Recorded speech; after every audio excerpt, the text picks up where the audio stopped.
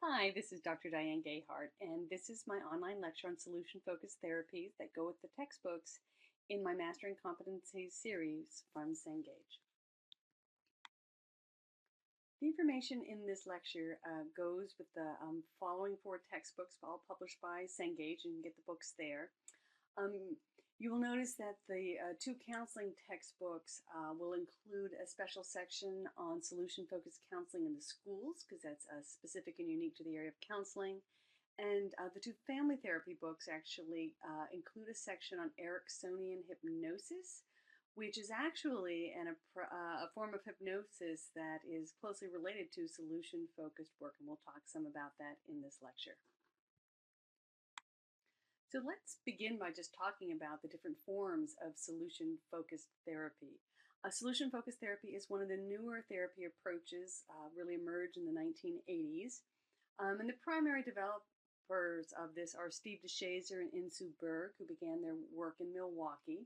And their particular approach is called solution-focused brief therapy. You'll also see it used abbreviated as SFBT. And so that's the particular approach by Steve and Insoo. There's also solution-oriented therapy, and that is associated with the work of Bill O'Hanlon and Michelle Weiner-Davis. It's very similar and probably uses a little more postmodern and language-based interventions, but they're very similar. And there is something called the solution-oriented Ericksonian hypnosis. And so this is Erickson actually developed his ideas before solution focus. He's kind of like one of the thinkers that was very influential. Milton Erickson was this genius psychiatrist from Arizona who was very famous for one session interventions. And he does this is not the you're getting sleepy hypnosis. This is a very some would call it a lighter form of hypnotic trance. And so, but those ideas, which were very strengths oriented, and he's really a pioneer. Milton Erickson was a pioneer in this area. A lot of the work of Erickson provided some of the foundations for the very radical ideas that we're going to talk about in the solution-focused therapy lecture. And so sometimes these are referred to as solution-based therapies to kind of cover them all. And like I mentioned, there's also solution-focused therapy in the schools and school counseling. And it's actually a very influential approach in school counseling where they do a lot of brief therapy. This is strength-oriented, so it's a very nice fit for working with children and families. And so this is also widely used in the school. So in this workshop, though, because there's really far more overlap than distinction between solution-focused brief therapy, solution-oriented, and just plain solution-focused. There are many authors in these areas. We're going to talk about them all as just basic solution-based or solution-focused therapies or counseling methods. So I want to begin by giving you a really brief introduction to solution-focused therapy. Arguably, they are the kind of first strength-based approach, and they really have, in large measure, this emphasis on strengths and resiliencies. They were the first to really promote this, and you will see nowadays most approaches and most clinicians do talk about client strengths. It's pretty much standard on any county mental health intake form I've seen in the last decade. So solution-focused therapy and the emphasis on utilizing client strengths has just been tremendous in the profession, and it really can't be overstated. The solution focus and the vision really of Steve DeShazer to focus on strengths and augment strengths in order has really had an immeasurable impact on the field. And so in large measure, solution focus is generally considered a brief approach. And what is brief? Well, it depends. Yes, Milton Erickson and some others have had, one session wonders. In general, brief tends to be 10 to 20 sessions. And many of the solution focused people who work with sexual abuse will talk about brief in the area of, treating severe childhood sexual abuse can be several years. And so brief is relative, but there is an emphasis on action over insight, and change does tend to be more rapid with this approach. This approach spends a minimum of time talking about problems, and this is one of the areas of controversy, something that's very new. But Steve had this radical premise that, you know, the problem is not always related to the solution. And this is pretty radical, especially when you, in the context of, the world of therapy is grounded in the psychodynamic approach, which is very much about using insight into the past, how our, problems came about, and, that you got to have this insight in order to solve the problem or have change. And Steve was quite radical in talking about how that the solution's not always related to the problem. So, for example, a person could be feeling depressed and down and blue, and it could be because of a number of reasons, whatever it might be, and you can analyze their childhood and their attachment. But Steve would say, so, but what would be one small step in the direction of having the happier life that this person envisions, which, it could be getting out and exercising again. It could be picking up the phone and calling a friend. It could be, going and, leaving a job that is not what you want to pursue your dream. There are a lot of things. And so the solution, what needs to happen in order to address that depression, may or may not be directly related to, having insight into the problem, how it arose, why it is there, and what to do to move forward. And so depending on the client's presenting problem, and also I would say depending on the client themselves, because some clients are more interested in why they have what they've got, and other clients really don't care. If you can get rid of the anxiety or the depression or the conflict in a relationship, just get rid of it. Do we need to really analyze why the teenage mother and daughter are fighting, or can we just reduce the conflict? And so, but this is a very radical premise that solution-focused therapists work with, is that the solutions, the direction of change, the actions required to bring about resolution to the problem aren't necessarily related to insight and understanding the problem directly. There is a real focus on action. So most weeks clients will leave the session with some ideas of one or two small things to do between now and the next session to promote change. So it's very active. One thing to really emphasize is that solution-focused therapists and counselors are not solution givers. And this is probably one of the biggest misnomers, and we'll go into more detail. We're going to go into a whole slide about myths, because if there's one therapy model that's really misunderstood, I think solutions at the top of the list. And so the real focus is that each week they help clients identifying small incremental steps towards realizing their goals.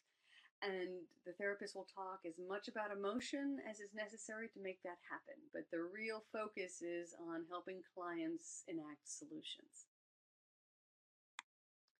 So like I said, we're going to take a moment here to address some common myths about solution-focused therapy.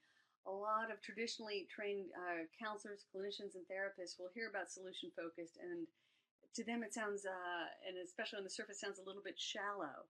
And so there are a lot of misconceptions that I feel like we should address before we go any further.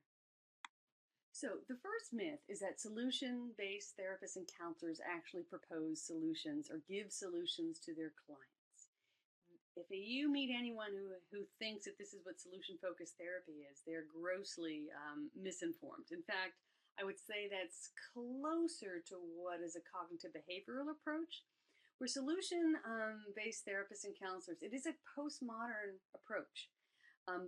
In large measure, and we could go into some philosophical foundations, because in some ways it grew out of systemic family therapies, and but is much more, I think, especially in its more present form, much more of a postmodern approach. And so, if there's one thing a postmodern therapist doesn't do is assume that they have expertise and knowledge about the solutions for a client's life. So that's absolutely totally wrong. But what they do is they have clients, they ask a lot of structured questions. We'll get into that in a moment. And they help clients define and identify what the solution might look like. And so they very much work from within the client's ideas. And what's really amazing is that for most clients, a very clear idea of what their solution might look like. And what that might be. And so the therapists and counselors really work with the client's identified solutions. Often they're going to kind of help co-create and operationalize some of what that might look like. But the one thing they don't do is give solutions, but they help build solutions with their clients. Another myth is that solution-based therapists never talk about the problem.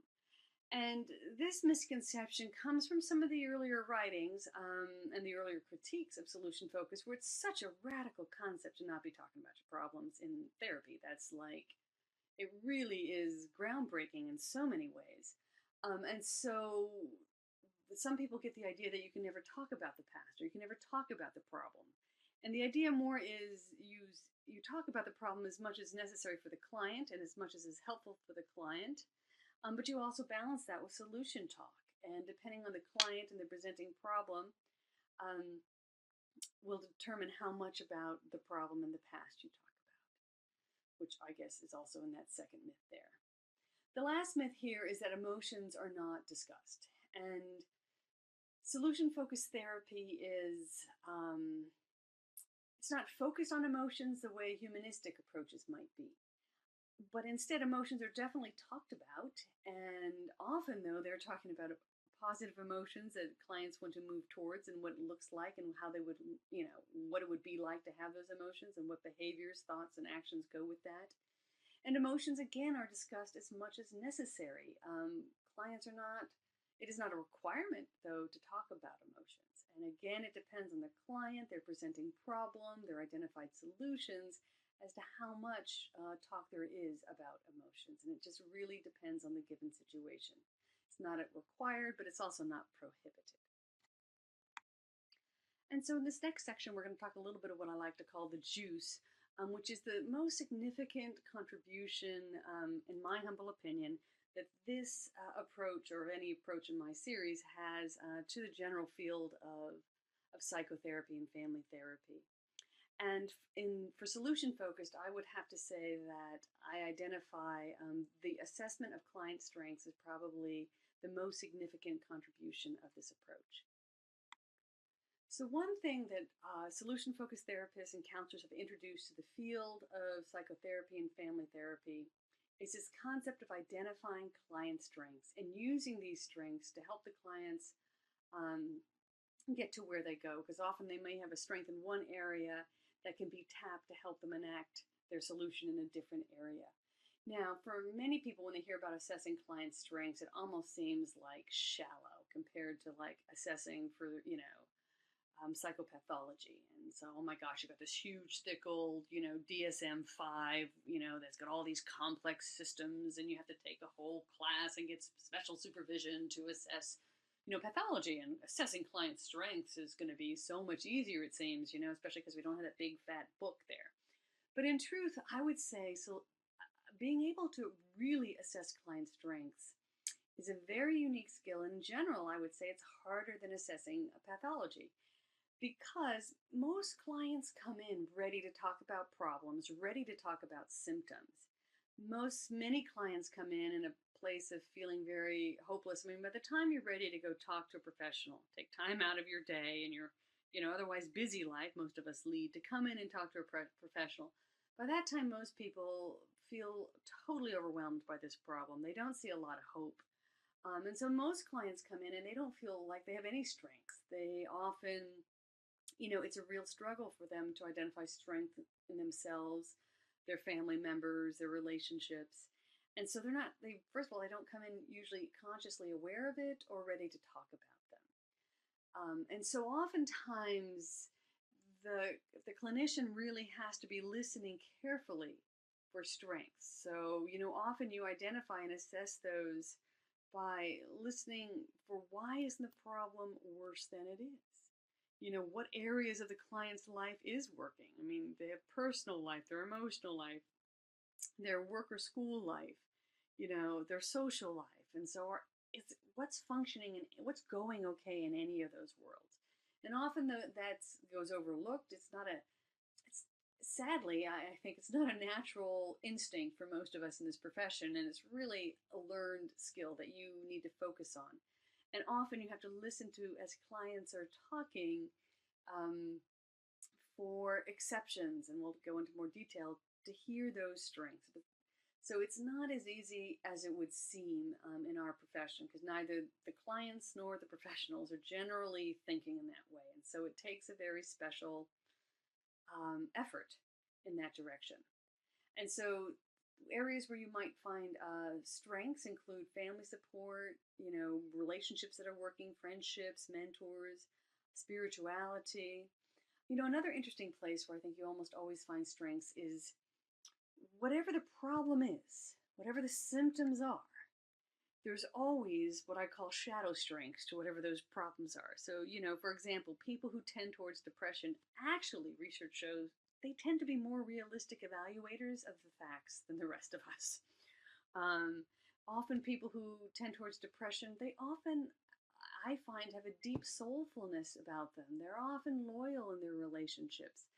They're thoughtful about life. And so these are some of the shadow strengths you can see that go with that. With anxiety and OCD, I mean, usually they're phenomenal planners. Like if you're going to go on a vacation, I will tell you, you want someone who's got at least a touch of OCD and some anxiety in there to be planning your vacation, because you know what? They're going to think of all the details. So one of the strengths of worry, anxiety, OCD type symptoms and thinking is they tend to be phenomenal planners, good at details. They take, they don't, their bills don't, go for a month or two unpaid. They don't get late fees. So these are strengths these people have. I have one client who definitely tends toward on the OCD side, and she is just every time I assign her a task to do between sessions, she always does it, and we laugh about how she is going to do it, and she does it. She usually finds it helpful, and so that's an example of how a solution-focused therapist would use that strength to help the client move in a particular direction. Um, so again, this is a skill that is hard to build. I think it's as difficult as learning how to assess psychopathology, and especially since we're also charged with the task of assessing psychopathology, it really is two different kind of hats or ways of thinking. The assessing of the strengths is one thing, and then and the more you do it, the better you get at it, and you begin to see it quicker and faster. And so there's almost nothing that a client can say where you don't also where you can't hear there's some kind of hidden strength to it. Rumor has it, people and their stories in solution-focused therapy and counseling. So some of the significant contributors, and there are more than than those on this list, but one of the main behind-the-scenes inspirations is Milton Erickson. And he, as I mentioned, was a psychiatrist who really did pioneering work in the area of working with strengths. And he also developed his own kind of solution-oriented hypnosis, which is a very light but form of hypnosis that is people still widely train in today. In terms of the solution-focused brief therapy, this is the model that Steve DeShazer and Insoo Kim Berg developed. And Steve and Insoo had studied at the Mental Research Institute in Palo Alto with Paul Václavic and Fish and those folks, and learned traditional systemic MRI systemic approaches, which was a problem-focused approach where they did a 180 shift. So whatever the problem is, and whatever so more of the same solutions were, they had them do a 180 shift. And Steve listened and worked with them, and when he came back to develop his own work in Milwaukee, he realized, we don't even need to talk about the problem. We can just talk about the solution, the 180 shift. So this was an outgrowth of the work at the MRI Institute in Palo Alto. Scott Miller, Yvonne Dolan, and Linda Metcalf also worked quite a bit with his team, and there are many others who worked with Steve and Insoo over the years. Solution-oriented, as I mentioned, is most closely associated with Bill O'Hanlon and Michelle Weiner Davis. This approach has a little more influence from postmodern and a little more focus on the use of language specifically. And then there is a collaborative strength-based approach developed by Matthew Seligman, which actually integrates a little of the systems back into this type of work. There are also two very large solution-focused associations that are worth mentioning. There's the European Brief Therapy Association, serves as a network for brief therapy practitioners in Europe, And then there's a Solution Focused Brief Therapy Association that operates out of the US, but it's also got worldwide affiliations that really is carrying on the work of Steve and Insu. The big picture, an overview of solution focused treatment. In some ways, the basic process of therapy or counseling in solution focused work is quite simple and straightforward. Just keep taking small steps towards, enacting the preferred solutions, the identified solutions. And so the therapist from the very beginning, typically in the first session, will help clients identify what the solutions are to the concerns they bring. And then they start identifying very small but behavioral concrete steps to take between sessions. So often this is a very time limited approach from 1 to 10 sessions. And as I mentioned, in more complex problems such as sexual abuse or alcohol dependency, the therapy may take years, but it is this basic process of identifying where we want to go, identifying the direction we want to go, and identifying 1 or 2 small steps that the client is willing to take between sessions, and doing that from week to week. So it's a very, in some ways, this is where it begins to sound, oh, well, that's really simple. That's real simplistic. But actually doing this and doing it well is a very subtle and sophisticated art. And we will continue talking more about that. Making connection, the therapeutic relationship in solution-focused therapies. So this therapeutic or counseling relationship in solution-focused work is more difficult and more subtle than I think most people assume, because it's easy to approach this in a very, to be fair to the critics, you can approach this in a very shallow, two-dimensional way, and that is possible. And it will not be as effective, obviously, similar to any other approach. But there's a very subtle difference in how the therapeutic relationship is formed, and this really gets expressed in the very subtle word choices of the therapist or counselor. And I would say that, many of my students in their first year of practice choose to work from a solution-focused approach. And I actually, after over 20 years of training new therapists, have come to believe this is definitely an excellent approach for the first year of therapy. I always joke that if you have to ask what approach should I be using, because one hasn't really resonated with you yet, or you don't have guidance in a particular approach, that if you have to pick one out of the blue, this is probably one of the top ones to choose with a typical environment that new therapists are working in today's world. This is an excellent choice for the first year. But getting the language right is the hard part, and often that is because the conceptualization of the relationship isn't quite there. So it is a postmodern approach, and they talk about using the Zen of viewing, or the beginner's mind. And so this is kind of that open curiosity about how the client is experiencing his or her unique world, symptoms, and solutions. So there are no assumptions. And this is particularly important, that there are no assumptions around the discussion of problems. So if someone comes in and says they have hallucinations, the solution-focused therapist will, do an appropriate assessment. But there's not the assumption that this is going to be a forever problem, or that this is, they're going to end up with schizophrenia or something terrible. There is this real curiosity that we don't know how all of this is going to play out. So, but there is this beginner's mind, not making any assumptions about how bad or how long it will take based on the presenting problem. So if someone has a history of childhood sexual abuse, there isn't the assumption, okay, now this is going to take years of therapy to fix here, people. There are no assumptions. There's just curiosity and very open to hearing about the client's world from the client's perspective. There is an emphasis on echoing the client's keywords rather than imposing therapeutic terms. So, for example, if a client comes in talking about how they feel down or blue or out of it, the therapist doesn't, do a clinical assessment and say, hey, I think you have, major depressive disorder. And that would be imposing the therapist language and imposing the therapist framework for the problem, which thereby implies certain limits you to certain types of solutions. So by using the client's language, that you tend to have more solvable problems.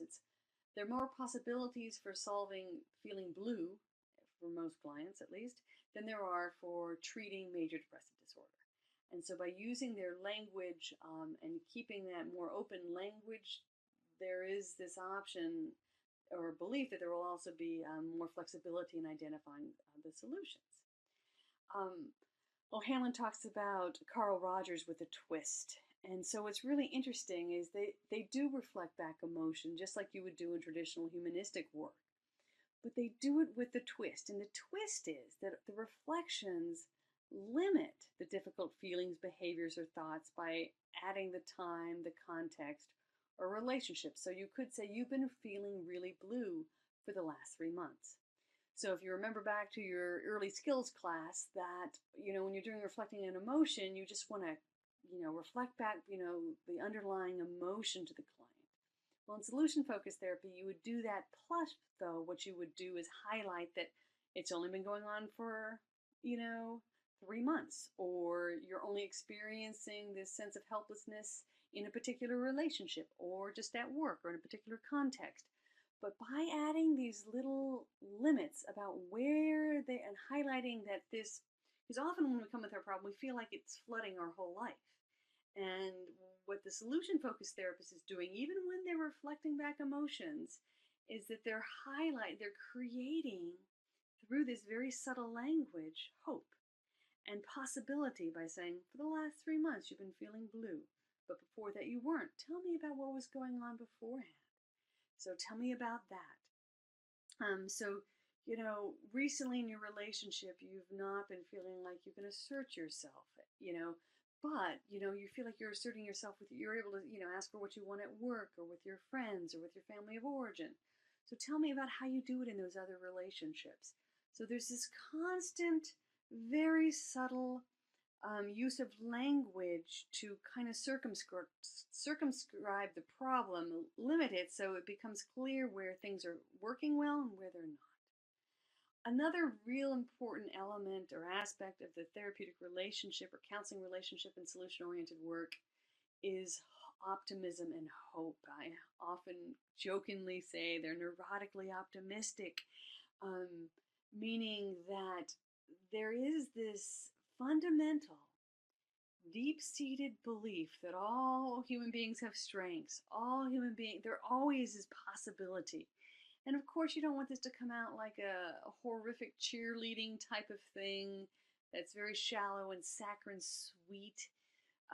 But there is this belief that somewhere, somehow, for example, in a kid, when the parents come in and they feel hopeless, like his grades are bad, he's not listening at home, he's fighting with his friends or brothers and sisters, you kind of begin to feel like, the parents will often come in with throwing their hands up in the air like this kid is all bad. And no solution-focused therapist is going to sit with that.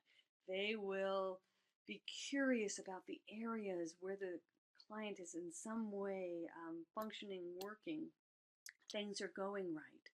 And they will look for that, and they will be curious, and they will find those little exceptions. And there's always this assumption that there are solutions and there are possibilities, and that they believe all clients are capable of enacting these solutions in their life. And so there's this real sense of hope. And of course, you don't want it to be a saccharine, sweet thing that would turn off clients. That would make clients kind of feel belittled. And so it's very important to have that sense of hope, but not in a very shallow kind of cheerleading way. But it is a pervasive sense that kind of underlies the whole relationship. And this, actually, I'm going to add to this, also is important in terms of how you even talk about the client outside of session. And that's one of the ways you can see the true hallmarks of a well-trained solution-focused therapist, that they are respectful and hopeful whether or not the client is in the room. And that it is a way of being, a fundamental assumption that the clinician has about all human beings on the planet. viewing case conceptualization and assessment in solution-oriented therapies. So conceptualization and solution-oriented work is very much focused on conceptualizing solutions, what works, where we need to go, defining the solution. And so a lot of this is focusing on looking for and identifying exceptions to the problem and also just identifying what works. So if you listen carefully, many clients will spontaneously offer exceptions exceptions and examples of what works.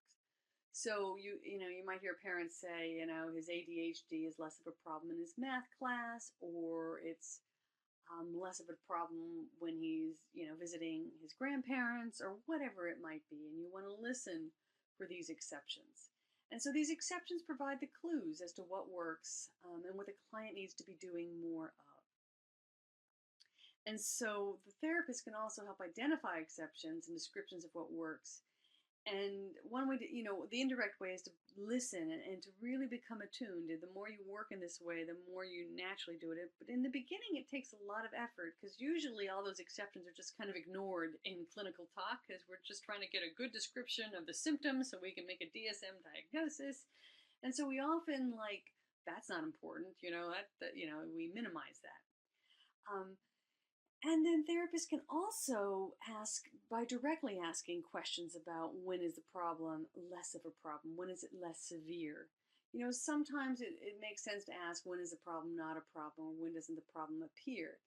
But most of the time, or at least often, maybe not most of the time, but often clients come in so hopeless that it's hard. They will say, no, I'm always depressed. I'm never not depressed. So when are you least depressed? And you want to, once they begin to identify, is it in the morning? Is it at work?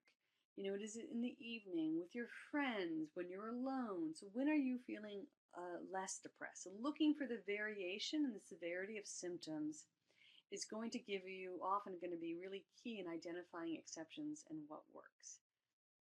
And so also, again, if the depression, they just say it's over the last 3 months or 6 months, or it's only in the last 2 years. So what was going on prior to that? So when was the last time you were not depressed? Tell me what that was like. And so you're always looking for those exceptions of when the problem wasn't there, when it's less severe, and what does tend to help even just a little bit. What's happening to make the problem less severe when it is less severe? Another concept, especially in the earlier solution-focused work, was assessing the client's level of motivation. And they identified 3 types, visitors, complainants, and customers for change. And visitors are clients who maybe don't have a complaint or a problem, but others think that they do have a problem. And so they're typically brought to therapy by another person. And so these might be mandated clients, either formally by a court or mandated by a partner or a parent. And so with these clients, often they're not very motivated for change. And so you need to work with where they are at and work with their, not make assumptions that we all agree on what the solution should be, because there may not be an agreed upon problem. And sometimes in this case, the solution would be that, the Department of Child and Family Services would no longer be bothering me, or, the court would no longer be bothering me. So what do we need to do to have that happen? So with these visitor clients, you need to identify what would their preferred solution look like, what would life look like if the problem wasn't there, and work from there rather than just imposing goals from others. But generally, this is not hard to do, to get all the different, everyone's identification usually would be very similar. We wouldn't be fighting anymore. Wouldn't be having to be assigned a social worker. My case would be closed. So that much everyone can agree on, both the social worker and the parent who may feel falsely accused. So what do we need to do to have that happen? And so if you can just get to a point where there's some kind of agreed upon goal and work from there. Then there are the complainants. They may be the ones who can identify a problem, but they expect therapy or someone else to be the source of the change. You might see this in a parent bringing a child to therapy and saying, hey, therapist, my kid doesn't listen to me. I'm going to drop them off once a week, and I expect you to, get them to listen to me. So those are the complainants who don't feel like their action is going to affect the outcome or is necessary for the solution. And so in that case, you really want to work with these to bring these complainants on board to see how their action can be and is important to resolving the issue. And then they're customers for change. These are ones who readily identify a problem and they are ready, willing, and able to take action towards the solution. So these are the clients who, like the one client I described who has just a touch of OCD, anxiety type symptoms, and she loves to plan and organize. And so she's a customer for change. You can come in, she can say, these are my concerns. We can talk about, some ideas for how to move forward. And she leaves literally my session with a written list of what she's going to do between now and the next time we meet to address, to enact her solutions.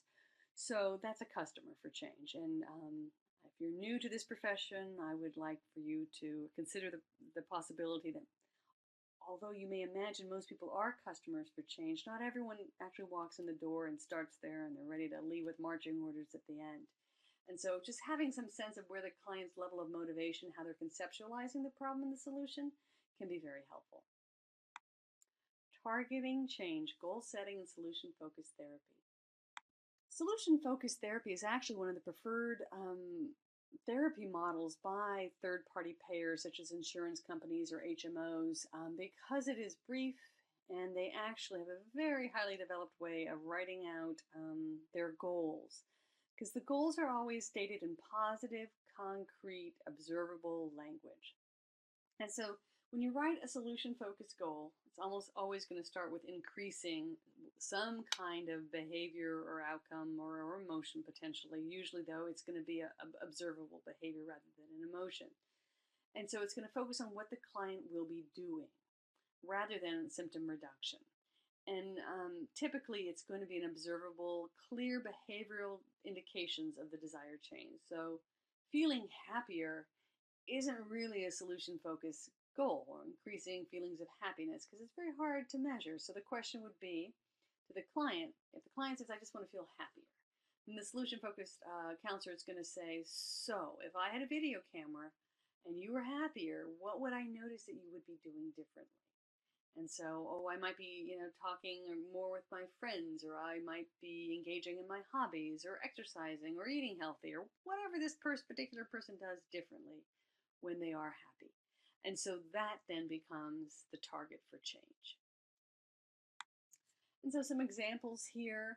On the solution side, you might increase periods, of enjoyment and particular enjoyable activity, social activity, etc., instead of having the more negative symptom of reducing goals, which might be reducing depression. You might also have, increase the frequency of the couple's emotionally intimate, connections, and rather than reduce conflict. So, you may have a goal about increasing cooperation or pro-social activities for a child rather than reduce defiance. And so again, the goals are just more describing the positive new behavior rather than reducing the clinical symptom. So miracle and solution generating questions. These are really important questions that actually span a form of assessment, goal setting, and intervention. So these are very central questions to the approach. And there's several forms: the miracle question, crystal ball, magic wand, time machine, with the miracle question probably being I believe the earliest form. This miracle question actually grew directly out of Milton Erickson's work, some of his hypnotic light trance work. And the purpose of these questions is to help clients envision a future without the problem. And so this generates hope, motivation, and usually you get a lot of goals directly, out of it. So the miracle question there's a whole art in delivering this question well. And so a lot of people, when they deliver it for the first time, do not, they feel like it falls flat. And so I'm going to talk a little bit about it, but really, actually, DeShazer's, one of his last books that he wrote with several other authors called More Than Miracles, actually has the best description of how to successfully deliver the miracle question. And I will talk some about it, and I refer you to that work to do it well. But basically, the miracle question goes something along the lines of, imagine that you go home tonight, and during the middle of the night, a miracle happens. You have a little pause. All the problems you came here to resolve are miraculously resolved. However, when you wake up, you have no idea a miracle has occurred. So what are some of the first things that you would notice that would be different? What are some of the first clues that a miracle has occurred? And that's the basic gist. And but a lot of it is and when you in both, I summarize it in my book. It's also, like I said, most fully spelled out in DeShazer last book. But you're working with the client. You often introduce this by saying, is it okay if I ask you a somewhat unusual question? So there's this kind of setting them up for this kind of magical question. And you slowly, and I really think when this is done well, they're invoking, some Erickson trance work, especially if you get to watch Insoo Berg do this on video. She was a master at this. Well, she's one of the ones who created it. And you can watch her, like, there is this, you have to bring the client along with you. And they actually go through, nod 1, 2, 3, waiting for the client to show nod and for them to nod and to slowly move through the question, kind of enter this hypothetical world where there is no problem. What does that look like? And sometimes clients will say, I just can't even imagine what that would look like. And obviously, you don't just stop there as a solution-focused therapist, or at least a well-trained one, that you're going to, encourage them to, and ask follow-up questions to slowly get this to emerge. Now, sometimes, especially if you don't deliver it quite right, especially in the first few times you do it, you're going to get descriptions of people winning the lottery, and you're going to get these miracle worlds, and that's fine. Often that means they didn't hear the part, probably because you didn't make it super clear, that the miracle is not everything in your life. The miracle is about the problems that you came to therapy or counseling to resolve are miraculously gone. So it's those problems are gone. And sometimes, especially when you're new delivering it, that part doesn't come out clear. But just stick with it, because you never know what you're going to find from this. But if you stay with them, so you wake up in the morning and you look around your bedroom. So is there anything, are you doing something different? Is something different? Is it the clock? It's, whatever, 6 instead of 7, or whatever it might be. And, how would you know when you start interacting with other people? What are going to be some of the first signs? How would your day be unfolding that would give you a sense that, that a miracle had occurred, whatever that might be. And so you slowly walk them through their day. If they start with what I call the lottery answer, which is, there's a Porsche in my driveway, and there's Disneyland in my backyard, and I've gotten all those answers, just keep moving. And what else? And what else do you notice? And what else is different on that day? And oftentimes you will stumble upon surprising answers. I once had a child put his father in a dungeon downstairs. Told me a lot. So you just stick with it, and you will eventually get this description of what life would be like without the problem, what the solution would look like. And this can, when done well, is truly transformative for a lot of clients to just step into that day. And like I said, there's a little bit, when done right, there's a little bit of trance work done here. You can have a little bit of Erickson lingering in the room here. That they begin to see themselves. And for some clients, this is huge. I mean, some people will tear up because just even envisioning this is emotionally overwhelming, and brings hope to them in a way that they hadn't. And it's oftentimes, this is when you might just discover that the solution isn't anywhere related to what they're claiming the problem to be. So these are very important questions. They are very important in part of the assessment phase, and I know I didn't put them under that, I put them under the goal setting. It's also part of the goal setting, because usually you can just check off a list of goals right from this question, and it can also be a very powerful intervention in terms of generating hope, generating motivation to take action, and helping them identify where they want to go. So also, as part of this goal setting, assessment, intervention combinations they do in solution-focused therapy, they use a lot of scaling questions and what they call the miracle question. So this can be used also as part of this assessment. You get a nice number to put in your progress notes. Always good if you're working for third-party agency or county agency. And basically scaling questions, there are multiple ways that scaling questions are used in solution-focused therapy. One of the most common one is, on a scale from 0 to 10 or 1 to 10, with 0 being your absolute worst day ever and 10 being, where you want to go, the solution. Where are you today? And they might say a 3. Okay, so if you're at a 3, what would it take to get to a 3.5 or 4 next week? If a person's more pessimistic, you might start with a 3, offering the 3.5 rather than the 4. Just it kind of depends on the client, how that works.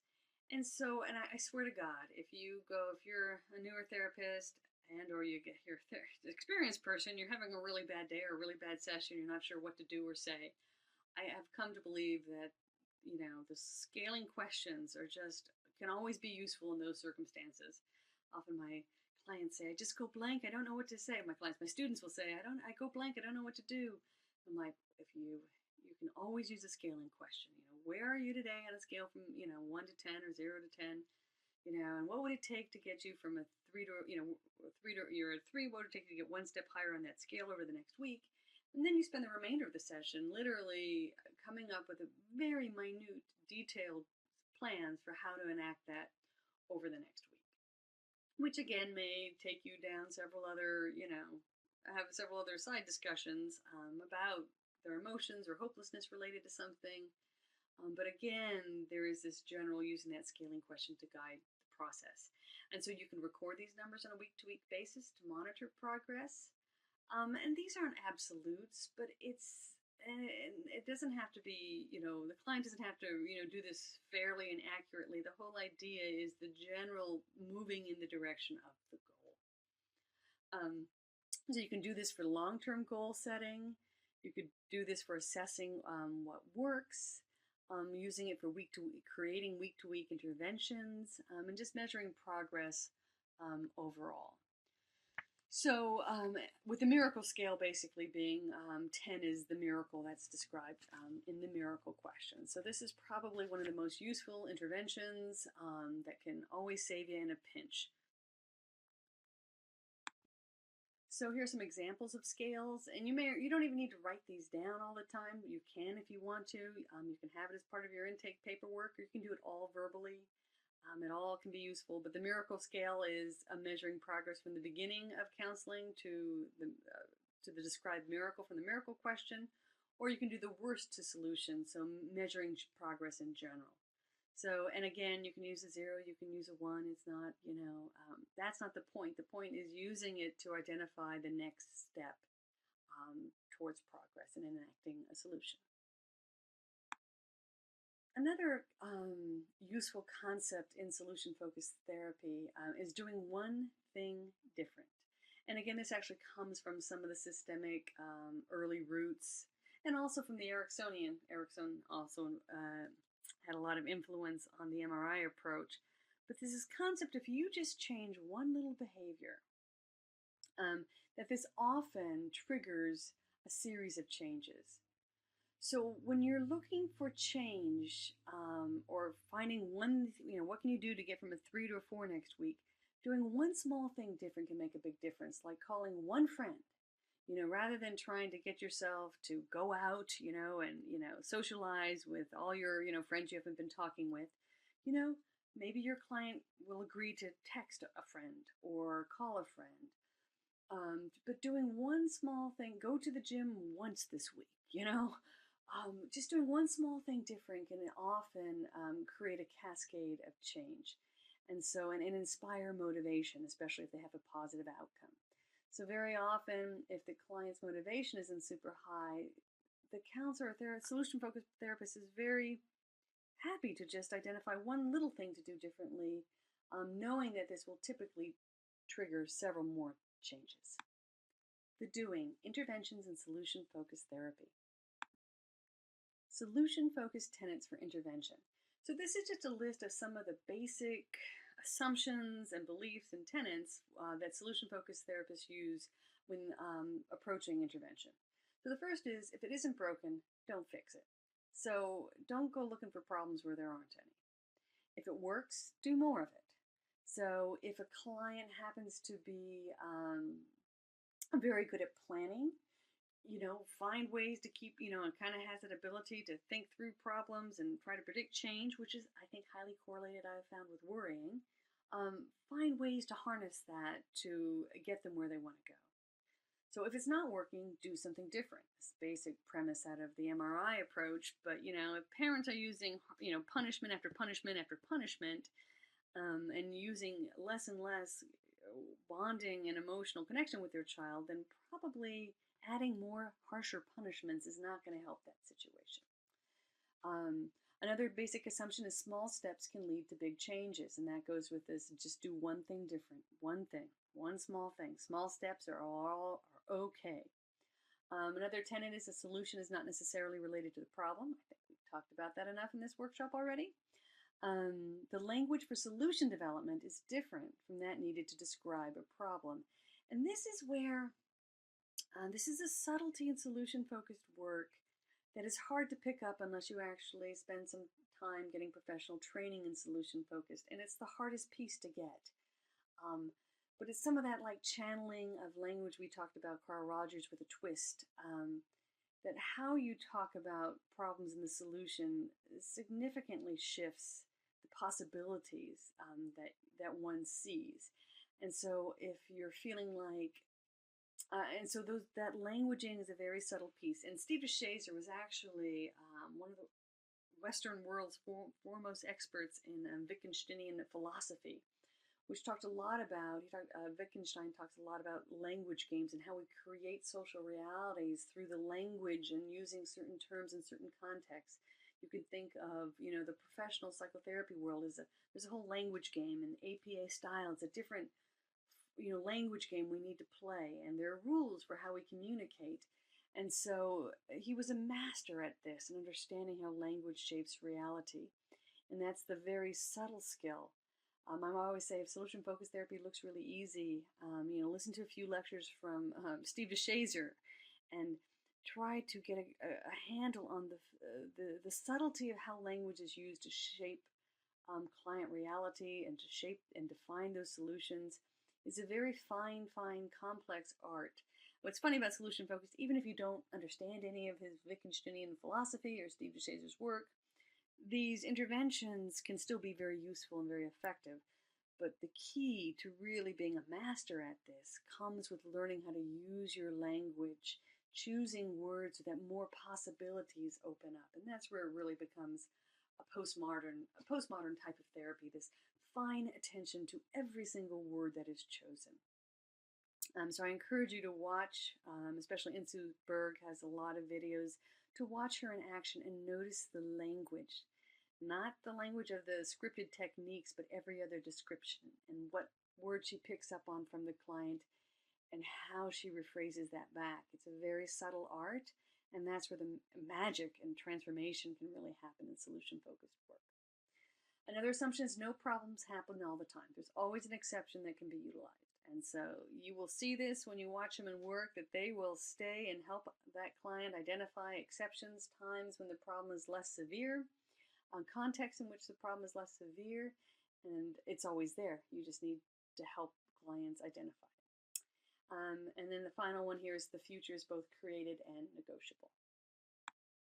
There are many creative interventions in solution-focused therapy, and if you're someone who likes to have concrete interventions to go to, you're gonna like this approach.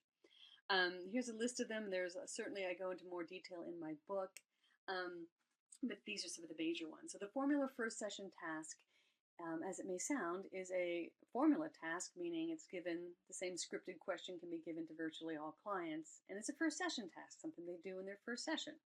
And that is, it goes something like this. Between now and the next time we meet, I would like for you to observe, so that you can describe to me next time, what happens in your life or your relationship that you want to continue to have happen. And so what you're doing is you're sending the client home with the instructions to notice what's working, What's good in my life? This helps identify strengths. This creates hope, helps see motivation, helps clients feel more competent, and it can be a very powerful way to start the therapy process. We talked already about using scaling questions to identify weekly tasks. So what can they do between now and the next week to move up one level in the scale? They actually use a lot of what are called presuppositional questions. And so these are questions where you are assuming that the problem will go away. So what will you be doing differently once we resolve these issues? Seems like a pretty simple question, but it is actually got the assumption embedded that we will solve these problems. And so again, you get right into solution-oriented talk, you get right into strengths and resources and goal setting. So do you think that there are any other concerns you'll want to address once we resolve these issues? Another type of presuppositional question. Utilization is actually refers to finding ways to use and leverage whatever the client presents as a strength or an interest. And like I said, every symptom always has what I call a shadow strength. So like I said, if they tend towards anxiety, they're going to be usually pretty good at planning and handling details. And so you can utilize, the depression or or anxiety and those kind of hidden shadow strengths that tend to go with that. Coping questions, these are wonderful questions, especially for, dealing with problems that may seem permanent or out of our control, or tragedy has been involved. So some examples of what coping questions are is, this sounds like it's been really hard. How have you managed to cope with this to the degree that you have? How have you managed to prevent things from getting worse? That's one of my all-time favorite questions. How have you prevented things from getting worse? Why aren't things worse than they are? These are very powerful questions. They do give compliments and use a lot of encouragement, but it's important to know that these are not saccharine sweets, your typical social compliments. Solution-oriented compliments are complimenting clients on taking action towards their goals, using the goals that they've established. And that's also what the therapeutic compliments are. It's not just your own opinion, it's working with them to identify with their goals, not our own opinions. Research and the evidence base and solution-focused therapies. More so than many other therapeutic approaches, the solution-focused practitioners have had a very concerted, organized, international effort to increase research and evidence base about solution-focused therapy. So they have a very a growing evidence base that is impressive. They find that solution-focused therapy has a modest effect size and an equivalent outcomes to most other approaches. And it typically achieves similar effects in less time and at less cost when compared to other more traditional approaches. So that's kind of the big picture overview. They have found that solution focus has been effective with a wide range of clinical populations and problems, including domestic violence offenders, working with couples, couple issues and conflict, schizophrenia, child abuse, troubled youth, school settings, parenting, alcohol abuse, foster care. So it is widely used and shown to be effective, and typically has similar effects to other approaches, but costs less and does it faster. Tapestry weaving, working with diverse populations using solution-oriented therapies.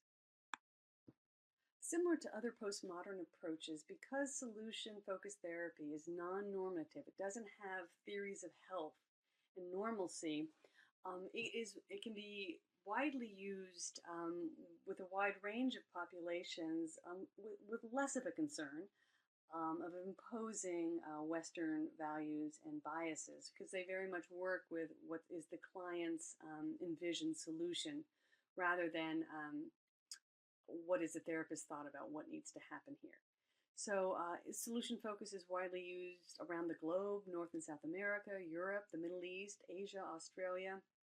It is used in many, many settings because of its emphasis on strengths, on being brief. it's something that's pleasant to be a part of, compared to maybe other approaches that may have you, analyze your childhood to make sense of why your marriage is falling apart. It's intuitive. It makes sense for more people from cultural backgrounds that are more practically oriented. So it's used in schools and prisons and hospitals, businesses and colleges. It is one of the benefits is that behavior is always considered in context. And like I said, the solutions are very much client generated. And also the emphasis on behaviors rather than emotions is a better fit for immigrants and cultural groups that may not value insight and psychological analysis the way is more typical of Western cultures. So it is certainly can be used with a number of populations. We'll find, and also just the practical focus on behaviors and having it be brief. There's a wide range of cultural groups for which this will definitely work. Um, with Asian Americans, it has been particularly noted as a compatible approach because there is very little shaming that goes on in solution-oriented work, and which is a very important value, especially in East Asian cultures, to not lose face, to not have shame. Talking about problems, in depth with strangers is not culturally it's not a cultural value. And so solution focused therapy allows Asian Americans to be in a therapeutic process to resolve concerns, and by focusing on the solutions, focusing on strengths. So it's not a very shaming or embarrassing. They don't have to talk about emotions in a Western way, which some people would argue is, part of other approaches. And so it also very much values relationships, which is very much part of Asian cultures, and typically, and this focus on pragmatic solutions is also very culturally appropriate. When working with Asian clients, some things to focus on is this, and to know about that there is this value of filial piety, where the children have a very particular form of respect that comes out of Confucian traditions, and that enacting that respect isn't, some Westerners would say you're putting your parents on too much of a pedestal, but some of it is also just learning the whole practice of being respectful of hierarchies is very much part of that value system. So there are a lot of elements of the solution-focused therapy that does work well when working with Asian American clients. In terms of working with sexual identity diversity and solution-focused therapy, there's been limited work, although I know that there's a book in press on the subject, which is good to know. But when working with LGBTQ clients, solution-focused approach can be an appropriate fit, because a lot of the focus, again, is having the client identify what their own solution would look like, and to work in a very supportive and non-pathologizing approach, where there are some other therapeutic models, such as psychoanalytic approaches, traditionally have more difficulty in doing so. And so there is a published case study that's described in my book about using solution-focused approach to help the spouse whose partner has come out. And so, and again, the solution-focused approach can be used to help this client envision, what the solution is going to look like, as the couple moves forward in their life. So in conclusion, solution-focused therapy is a newer postmodern, primarily postmodern, some systemic influence approach that really has some profound implications for anyone working in the mental health field. And this approach really challenges all of us to identify client strengths, figure out how we can use those to help clients reach their goals, and to really focus on, I think, the strengths and the resiliencies that our clients have, and to see clients as capable and able, and to see our job in very much bringing forth those abilities and helping them enact their future. And it does challenge some really old assumptions that have been part of psychotherapy since the beginning. And so I encourage you to explore this approach, explore some of these ideas in terms of identifying your client's strengths, learning to help them step by step enact their preferred solutions, and to really get a sense of how to work with clients from a strength-based perspective. And I just want to leave you here with some online resources for learning more about solution-oriented and solution-based therapy.